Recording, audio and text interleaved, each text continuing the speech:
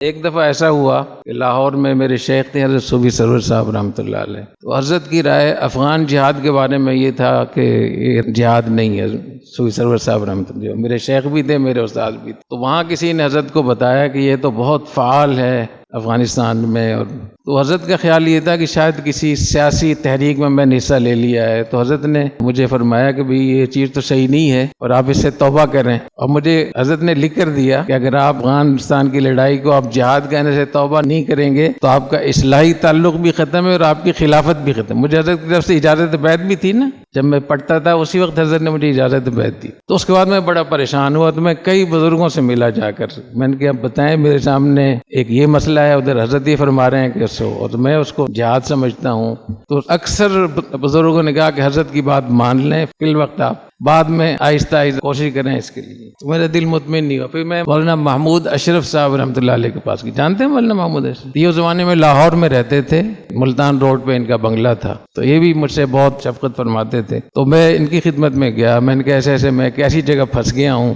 اگر میں کہتا ہوں کہ پہاڑ بڑا ہے تو پیر بابا کا مسئلہ کھڑا ہوتا ہے، اور اگر پیر بابا کو بڑا کہتا ہوں تو پہاڑ سر پہ کھڑا ہے۔ وہ بنیر کا مشہور ہے نا، آپ لوگوں کو پتہ ہے پیر بابا اور پہاڑ کے بارے میں، اس کا بتا رہا ہوں۔ تو حضرت مفتی محمود اشرف صاحب رحمۃ اللہ علیہ نے مجھے مختلف طریقوں سے کہا کہ اس وقت مصلحت کا تقاضا یہی ہے کہ آپ لکھ دیں کہ حضرت میں آئندہ افغانستان سے تعلق نہیں رکھوں گا۔ میں نے اس پہ بہت غور کیا اور میں نے 2 رکعت نفل بھی پڑھے، تو میرا دل اس پہ مطمئن نہیں ہوا۔ پھر میں نے حضرت صوفی صاحب کو خط لکھا، اور وہ خط تقریباً 8-9 صفحے کا خط تھا، کافی تفصیل کے ساتھ۔ تو میں نے حضرت کو لکھا کہ حضرت آپ نے کئی دفعہ یہ فرمایا اصلاحی بیان میں کہ جو اصلاحی تعلق والا ہوتا ہے، جو مرید ہوتا ہے، وہ اصلاح کے سلسلے میں اپنے شیخ سے تعلق ہوتا ہے، تو جہاں تک تو اصلاح نفس سے متعلق کوئی بھی آپ کا حکم ہے وہ میں ضرور مانوں گا انشاءاللہ، اور اگر کوئی فتوے کی بات ہے، کوئی فقہی بات ہے، تو آپ ہی نے فلاں موقع میں یہ فرمایا تھا کہ اس میں مفتی کی بات چلے گی۔ اور پھر میں نے ساتھ میں حضرت گنگوئی رحمۃ اللہ تعالیٰ کا واقعہ پورا تفصیل سے لکھا کہ حضرت تھانوی رحمۃ اللہ علیہ اور حضرت گنگوئی رحمۃ اللہ علیہ میں اختلاف ہو گیا تھا، اور وہ تحریری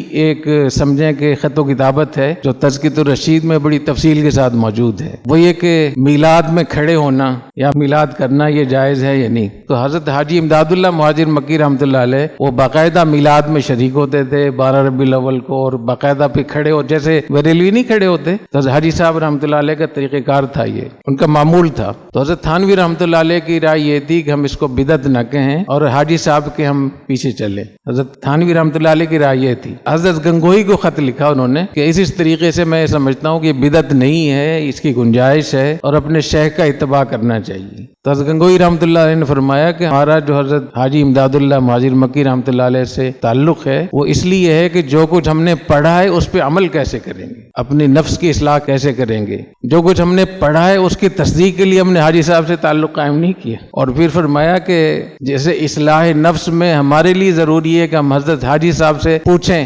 رہنمائی حاصل کریں، ایسی حاجی صاحب پر فرض ہے کوئی مسئلے کی بات ہو تو حاجی صاحب ہم سے مسئلہ پوچھیں۔ حضرت کوئی نہیں فرمایا کہ حاجی صاحب کو ہم سے رجوع کرنا ہوگا، مسئلے میں ہم سے رجوع کرنا ہوگا۔ تو میں نے عرض کیا کہ حضرت میں اس کو شرعاً جہاد سمجھتا ہوں، اور میں نے خود بھی اس میں حصہ لیا ہے اور میں نے فتویٰ دیا ہے، اور میرے فتوے پہ بہت سے لوگوں نے جانیں دی ہیں، تو کیا میرے لیے شرعاً یہ جائز ہوگا کہ صرف آپ کے کہنے پر میں اس سے، جبکہ میں دلیل کے ساتھ فتوے کے اعتبار سے جو کچھ میں نے علم حاصل کیا ہے، جو کچھ میں نے فتویٰ پڑھا ہے، تو اگر حضرت میں نے لکھا کہ حضرت اگر آپ اس پہ مجھے مجبور کریں گے تو میں اس سے معذرت کروں گا، اس لیے کہ میں اللہ تعالیٰ کے یہاں کوئی جواب نہیں دے سکوں گا، اور اگر آپ ناراض ہو گئے کہ آپ نے اس سے کیوں رجوع نہیں کیا، تو پہلی بات تو یہ کہ انشاءاللہ آپ راضی ہو جائیں گے، مجھے یقین ہے، کیونکہ میری یہ نیت کسی سیاسی تحریک کی بنیاد پہ نہیں ہے، بلکہ ایک فقہی اور شرعی مسئلے کی وجہ سے ہے کہ کفار نے ایک ملک پہ قبضہ کیا ہے، اس کو قبضے کو چھڑانے کے لیے میں کوشش کر رہا ہوں اس کے لیے۔ تو پہلی بات تو یہ کہ آپ خوش ہو جائیں گے، مجھے یقین ہے کہ آپ راضی ہو جائیں گے، اور اگر آپ ناراض رہے تو آپ کے پاس بھی جواب ہوگا، میرے پاس بھی جواب ہوگا،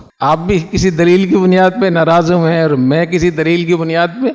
تو اللہ تعالیٰ کے ہاں میں جواب دے سکوں گا کہ میں چونکہ اس کو فرض سمجھتا تھا، ضروری سمجھتا۔ ایک بزرگ کو پڑھوایا، انہوں نے کہا کہ نہیں یہ تو بہت ہی زیادتی کی بات ہے، کہ میں نے دے دیا حضرت کو خط پورا، اور اگر مجھے کہیں وہ تحریر مل گئی تو میں اس کے کچھ اقتباسات آپ کو سنا دوں گا۔ تو مجھے حضرت نے کیا لکھا ہے اس پہ فرمایا کہ سب معاف، دل صاف، اصلاحی تعلق بھی بحال اور خلافت بھی بحال. اور راضی ہو گئے، کہتے سب چیزیں ختم. مجھے پتہ چلی کہ اللہ کے لیے کر رہے ہیں. تو یہ میں عرض کر رہا ہوں کہ بعض دفعہ آپ لوگ کوئی بات لے کر جاتے ہیں، فلاں نے کہہ دیا اور استاد صاحب سے کہہ دیا اس کو منوا لیں، تو اتنا آسان نہیں ہے. ہاں دلیل سے قائل کریں تو بالکل مان لوں گا انشاءاللہ.